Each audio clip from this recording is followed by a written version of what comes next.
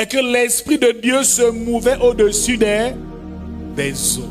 Cela veut dire que l'eau est un conducteur des esprits. Parce que Dieu utilise l'eau comme un conducteur. C'est sur l'eau qu'il parvient à se mouvoir, à se déplacer. L'un des principes fondamentaux de l'eau, c'est que l'eau est un conducteur. Il produit une énergie et c'est la raison pour laquelle on peut en faire même de l'électricité. Il y a donc une différence entre les eaux d'en haut et les eaux d'en bas.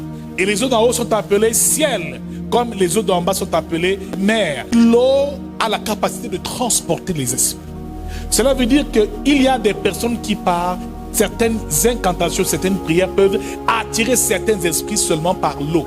Deuxième caractéristique de l'eau, l'eau a le pouvoir de création. Les eaux ont produit les poissons de la mer, dont l'eau a la capacité de créer.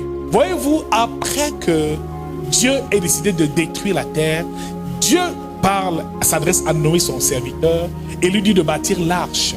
Et pendant 40 jours, il y a eu ce qu'on appelle un déluge sur terre.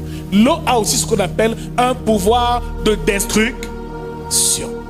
Bien aimé, quelqu'un peut te détruire avec de l'eau.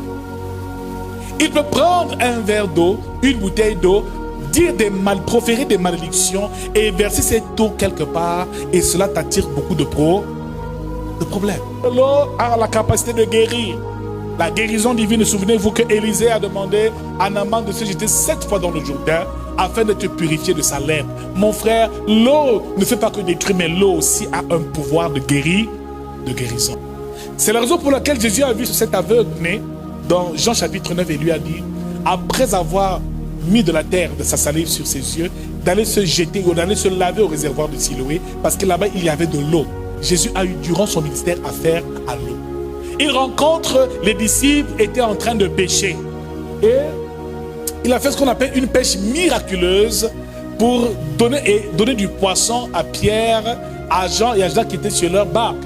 Ils avaient pêché toute la nuit, ils n'avaient rien trouvé. Mais encore, c'est dans l'eau que Jésus a pu leur accorder du poisson. Bien aimé, il y a plusieurs récits de la Bible qui nous parlent de l'eau. Jésus est même allé jusqu'à payer le tribut à César en disant à Pierre que va pêcher du poisson et ouvre la bouche, prend ce philastère et prend cet argent dans la bouche d'un poisson. Mon frère, ma soeur, l'eau a aussi des richesses.